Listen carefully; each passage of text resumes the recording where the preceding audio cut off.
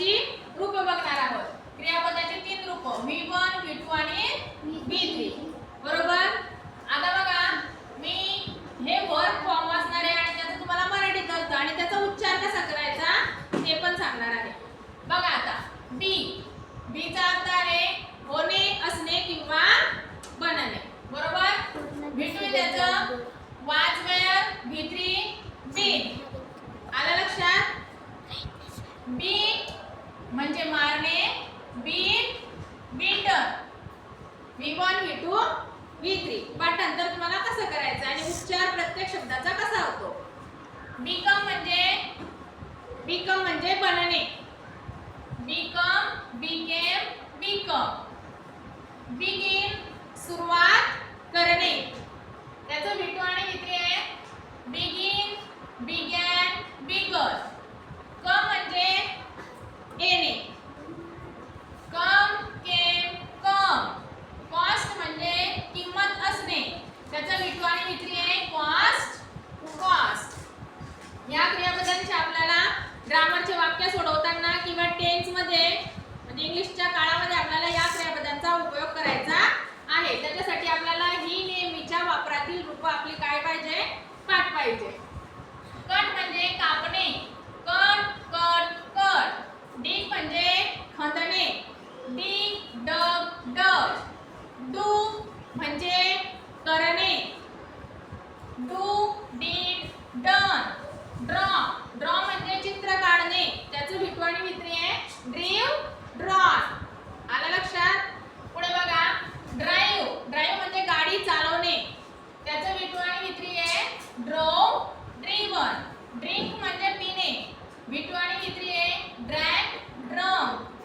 ईट eight eaten. ईट म्हणजे काय खाणे ईट एट ईटन. फॉल खाली पडणे फॉल फेल फॉलन. आलं लक्षात. फील म्हणजे वाटणे फील फेल फेल. फाईट म्हणजे लढाई करणे त्याचं V2 आणि V3 आहे फॉट. उच्चार समजला. Fight fought. फाइंड म्हणजे सापडणे फाउंड. फ्लाय म्हणजे उडणे फ्लाय फ्लीव फ्लोन. उच्चार समजतो आहे. अर्थ बघा त्याचा. फॉरगेट म्हणजे विसरणे. फॉरगेट म्हणजे काय विसरणे. Forget forgot forgotten. फॉरगिव्ह म्हणजे माफ करणे किंवा क्षमा करणे. Forgive forgive फॉरगिव्हन. फ्रीज म्हणजे गोठणे त्याचं V2 आणि V3 आहे फ्रोझन. गिव्ह म्हणजे देणे गिव्ह म्हणजे देणे V2 आणि V3 गेव गिव्हन. गो म्हणजे जाणे वेंट गॉन. ओके. पुढे बघा ग्रो म्हणजे वाढणे बरोबर. ग्रो ग्रीव ग्रॉन. हँग म्हणजे लटकणे किंवा लटकवणे V2 आणि V3 आहे हम. हॅव म्हणजे जवळ असणे त्याचं V2 आणि V3 आहे हॅड. हिअर म्हणजे ऐकणे त्याचा उच्चार आहे आपण हिअर्ड असा नाही करणार. त्याचा उच्चार रिअली असा होतो हिअर हर्ड. उच्चार समजला. Here heard. पुढे बघा कीप म्हणजे काय ठेवणे कीप केप. नो म्हणजे माहित असणे V2 आणि V3 आहे त्याचा न्यू नोन. ले म्हणजे अंडी देणे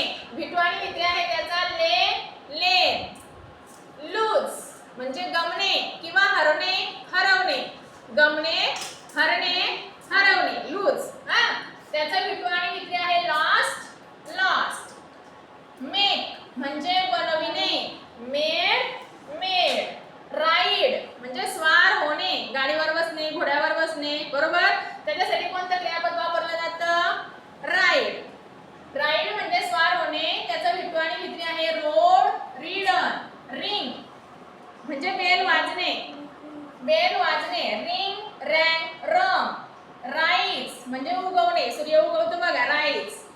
राईज, रोज, रिझन. रन म्हणजे काय?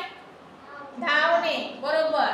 Run, ran, run. से म्हणजे सांगणे, त्याचं विटू आणि विक्री आहे सेड, सेड. सी म्हणजे बघणे, पाहणे, त्याचं विटू आणि विक्री सॉ, सीन. आलं लक्षात? पाठांतर करताना तुम्हाला या पद्धतीने करायचंय, उच्चार या पद्धतीने करायचे. सेल म्हणजे काय? विकणे, त्याचं विटू आणि विक्री सेम आहे बघा, सोल्ड, सोल्ड. सिंग म्हणजे बुडणे, विटू आणि विक्री आहे सॅन, सम. सीट म्हणजे बसणे, खाली बसणे, सॅड, सॅड. स्लीप म्हणजे झोपणे, त्याचं विटू आणि विक्री आहे स्लेप, स्लेप. स्पीक म्हणजे बोलणे, स्पोक, स्पोकन.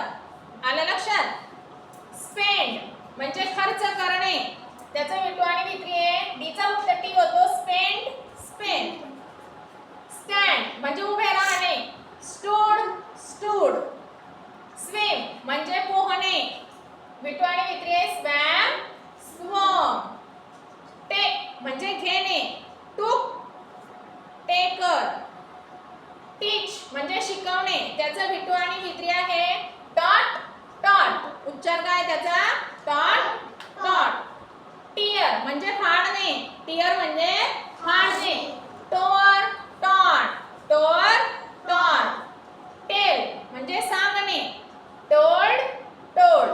पहा अशा पद्धतीने तुम्हाला काय करायचंय, V1, V2, V3 पाठ करायचे आहे आणि जेवढे तुमच्या लक्षात राहतील, वाचन केलं तर तुमच्या लक्षात राहतील आणि ते तुम्हाला वाक्य बनवताना काय करणार आहेत, आपल्याला उपयोगी पडणार आहे. समजलं?